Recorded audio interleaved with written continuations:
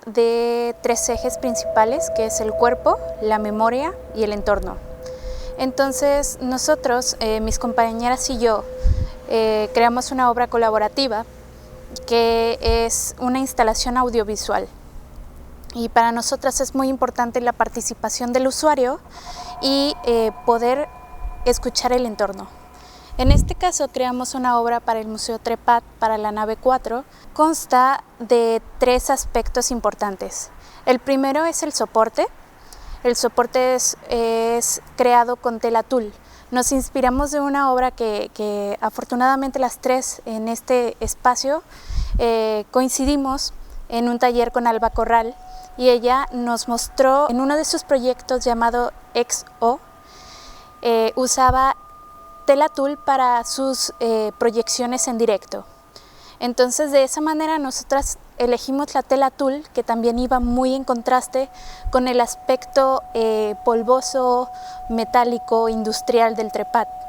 Entonces ese es el primer aspecto. El segundo es la proyección visual, que usamos un programa llamado Processing, que es de código generativo, que genera visuales.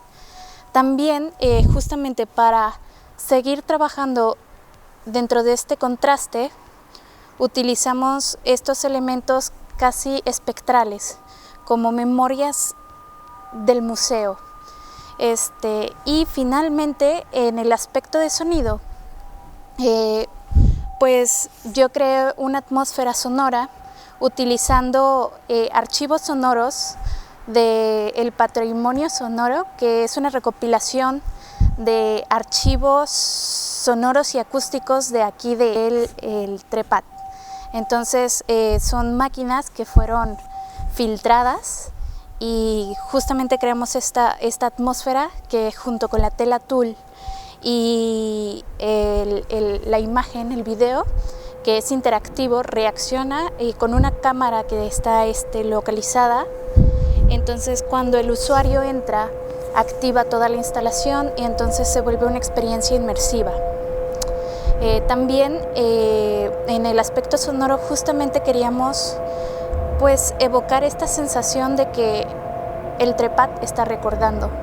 Entonces hay como una narrativa interna donde al principio son sonidos sumamente irreales, son ondas senoidales que generan una atmósfera que no sabes de dónde viene el sonido. Entonces después está el despertar, como ¿qué hago aquí? ¿No? ¿Qué vuelvo a hacer aquí? Porque justamente nosotras queremos dar a entender de que este fue un espacio, fue fábrica y después fue abandonado y ahora es museo. Ahora solamente es transitado y se ha convertido en un no lugar. Y también pues el contraste, queremos dar voz a un espacio que creemos que no la tiene. Entonces esa es la intención de la obra, pues escuchar al Trepat y buscar los contrastes que hay entre el ahora y el recuerdo.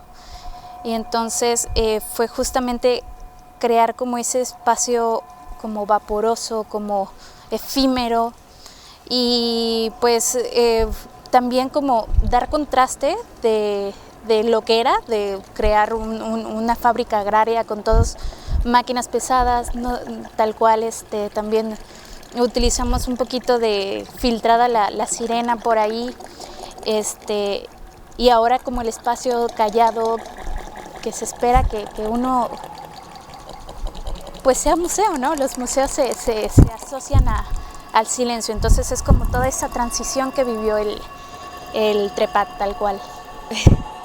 Para mí fue una experiencia amplia. Es la primera vez que expongo una obra tal cual en un museo, y además es un museo muy peculiar.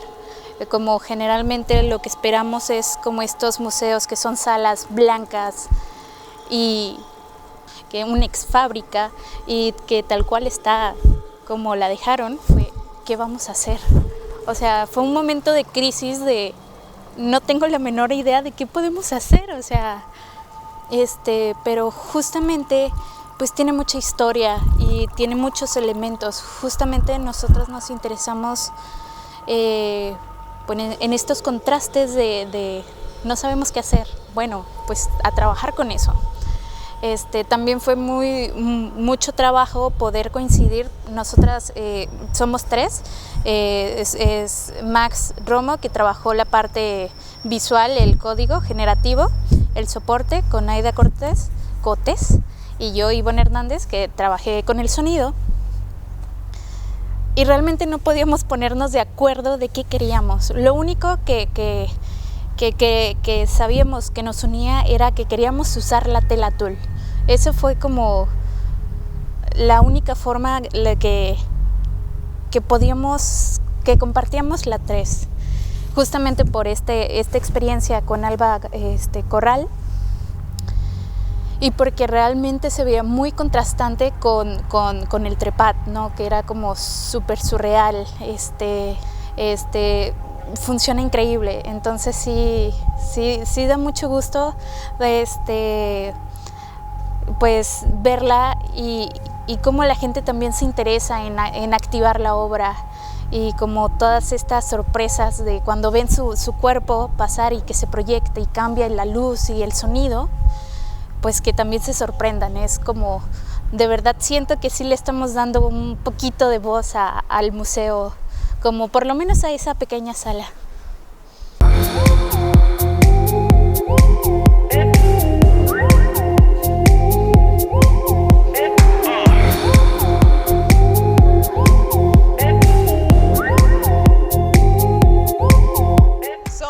Aida y Candela, y nuestra obra se llama Quimera Utópica, y cuando comenzamos a investigar sobre la obra, al principio teníamos un concepto muy diferente. En el momento que hicimos la deriva, a cada una nos llamó la atención cosas diferentes, por lo que ya nos guiamos un poco a otro concepto, que era la tecnología y el humano.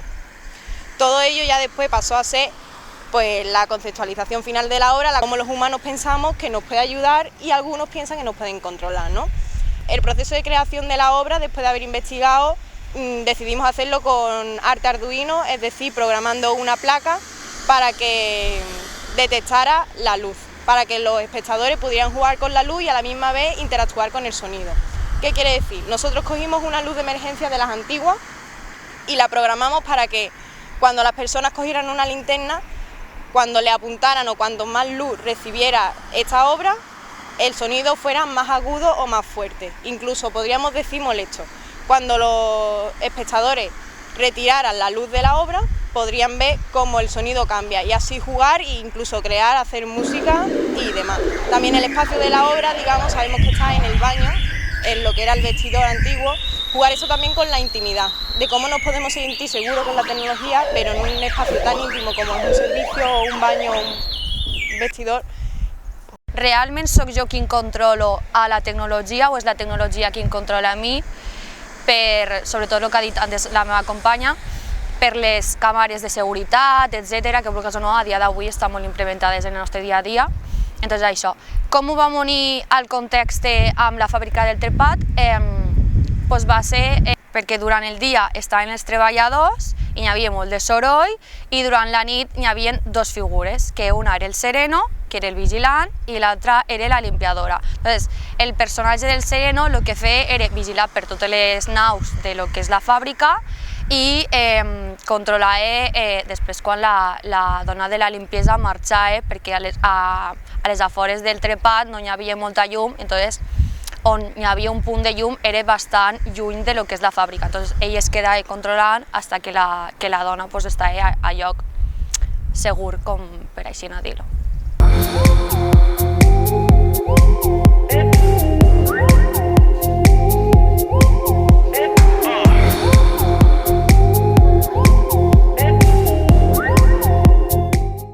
Hola, jo sóc la Laura i amb la meva companya la Solangi hem creat una instal·lació interactiva que es diu Un viatge al passat, en el qual pots visualitzar les peces, algunes de les peces de l'inventari del trepat en 3D gràcies a Blender i a un aplicatiu dit Metaspark. El que hem fet per crear una mica de contrast és pintar les peces de color blanc i disposar-les d'una manera en la fàbrica que es vegi el contrast entre el passat i el futur, perquè el que volíem fer nosaltres era agafar coses que ja s'havien quedat obsoletes i donar-los una segona vida. sabia agafar una mica el que hi havia, buscar una mica el passat i portar-ho al futur perquè la gent ho pugui veure i ho pugui recordar. Doncs ha sigut bastant divertit, és una assignatura bastant entretinguda i la veritat no em puc queixar. Després, gràcies a un aplicatiu de Facebook que es diu Metaspark, pugueu visualitzar la reproducció 3D d'aquestes peces gràcies a un telèfon mòbil que us disposem aquí mateix. El de Metaspark, que és el que hi ha aquí a l'inici de pantalla, és l'únic que hi ha. I, per exemple, a mi la que m'agrada més és el fragment de clau anglesa perquè porta el logo del trepat i buscar el número d'inventari, que és 1441. Totes les peces estan amb el seu número d'inventari. Llavors, escollir el número d'inventari i enfocar el pòster perquè es vegi la reproducció. Hola, bon dia. Pòster 1000, no, m'he equivocat de número d'inventari, no. Passa amb tots els cartells i també passa amb les polaroids que teniu aquí, que les podeu agafar i buscar dins de l'aplicatiu, doncs aquest és el 358. El faré cap a l'altre bambú. Aquí. Clar, heu d'agafar un bon punt de llum. S'ha de veure bé, ho faig cap a l'altre cantó, no sé si ho veieu molt bé. Es veu la peça i podeu moure el mòbil o la fusta per mirar-la.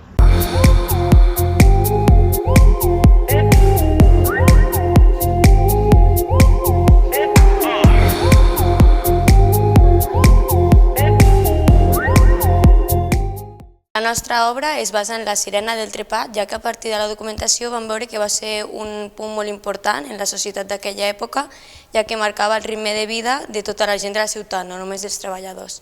Llavors, què vam voler fer? Vam voler fer una visualització de dades per veure com ara impactaria aquesta sirena i fins on arriba de la ciutat. I per fer-ho vam convocar com un dia i una hora on la gent podia participar i a través d'una aplicació mòbil ens mostrava els decibels a què sonava la sirena. Llavors, què vam concloure? Vam veure que amb la contaminació acústica d'avui en dia no sona igual que abans. Llavors, els decibels eren de la contaminació acústica i no tant del so de la sirena.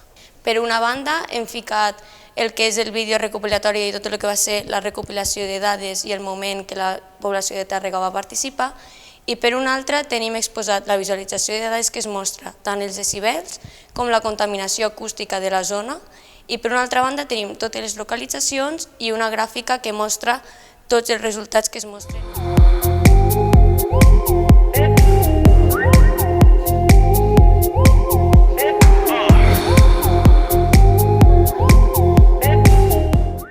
A partir d'aquest context, el que volíem generar nosaltres era de quina manera podem utilitzar les reixes per crear un context inicial, perquè després aquestes peces que hem vist aquí són peces que formen part de dintre de la fàbrica. Llavors, per tenir un primer contacte amb aquestes peces sense trobar-les dintre d'un context del que és la fàbrica ja en si, hem aprofitat la reixa, que és una part que també forma part del museu, i a partir d'aquesta hem pogut fer les primeres connexions. Llavors, la idea seria passar dintre i veure on són aquestes peces.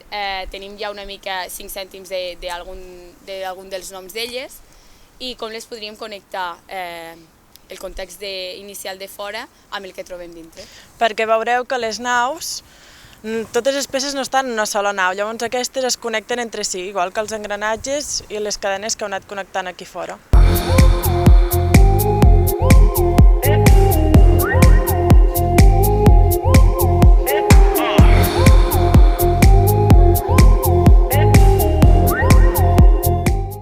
Igual que els homes estaven a la fàbrica, doncs les dones estaven a casa i una de les tasques que més feien era aprendre a ser modista, aprendre a cosir i sobretot cosien els seus aixovars.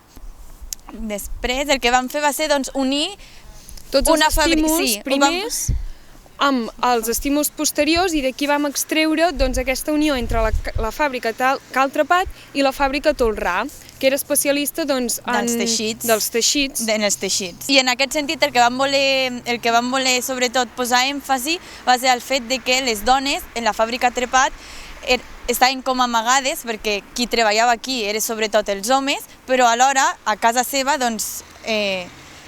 sí que tenien en realitat un paper molt important i per tant quedaven molt silenciades en aquesta fàbrica i nosaltres en el nostre projecte el que hem volgut és donar-li molta més veu, sobretot la veu important que tenien en aquesta fàbrica i ressaltar molt la seva tasca que quedava silenciada degut a la tasca dels homes, perquè era una fàbrica de maquinària i per tant només treballaven homes. Llavors nosaltres el que hem volgut fer amb el nostre projecte és relacionar i establir una connexió entre com era l'ofici dels homes aquí a Fàbrica Trepat i com era l'ofici de les dones, un ofici que per als homes estava molt més...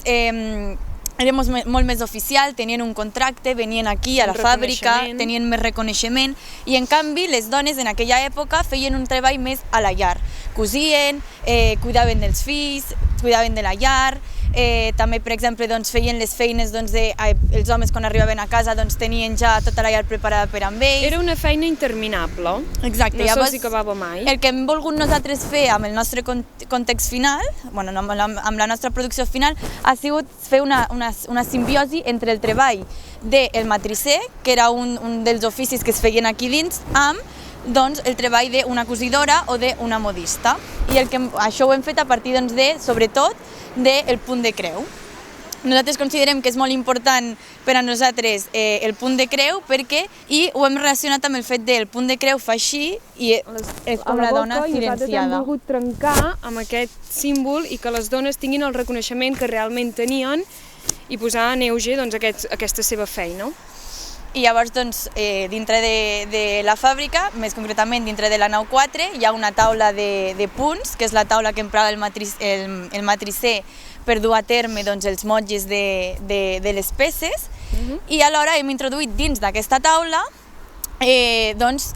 utensilis i teles amb punt de creu, totes que fan relació i permeten connectar aquesta feina de cosidora amb aquesta fàbrica de maquinària i sobretot també hem volgut introduir una fàbrica tèxtil com era el Tolrà amb una fàbrica agrícola, de maquinària agrícola com era Cal Trepat.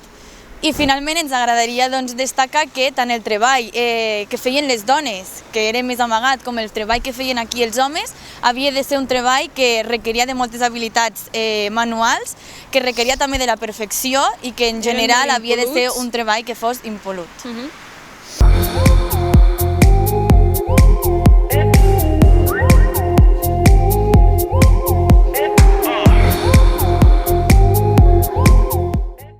Aleshores vam veure que les oficines de la fàbrica Trepat eren l'element primordial on podíem desenvolupar el nostre projecte, ja que hi ha un gran mapa d'Espanya on s'expliquen totes les relacions comercials que tenia la fàbrica Trepat en diferents punts de l'estat espanyol.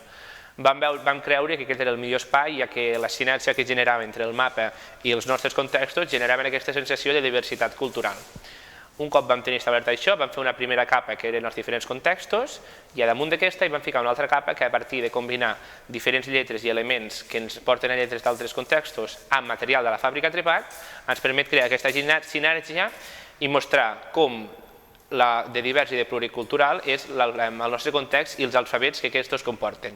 A partir d'aquí hem anat creant un conjunt de relacions entre lletres de diferents alfabets i elements del nostre context que hem anat observant que relacionem amb aquestes lletres o que tenen gran similitud. A partir d'aquí hem creat el nostre producte final, que està en relació amb un mapa que veieu per aquí darrere meu, que pretén ser una mica de guia perquè la gent que venen a veure l'exposició tinguin un recurs per entendre millor d'on surten aquestes lletres i per què fem les relacions que fem. Vam relacionar amb un artista que té una exposició en un poble veí que es diu Xesco Mercè, una exposició anomenada Terres de Profetes, que a partir de diferents contextos crea un conjunt de similituds i a partir d'aquestes similituds engloba diferents contextos creant un producte final molt enriquidor tant per l'espectador com per la producció en si. A partir d'aquí hem volgut copiar una mica aquest model i a partir d'aquests plasmar aquesta diversitat que trobem a les presents a les escoles i com relacionem aquesta diversitat escolar amb els diferents contextos i alfabets que trobem presents en aquesta.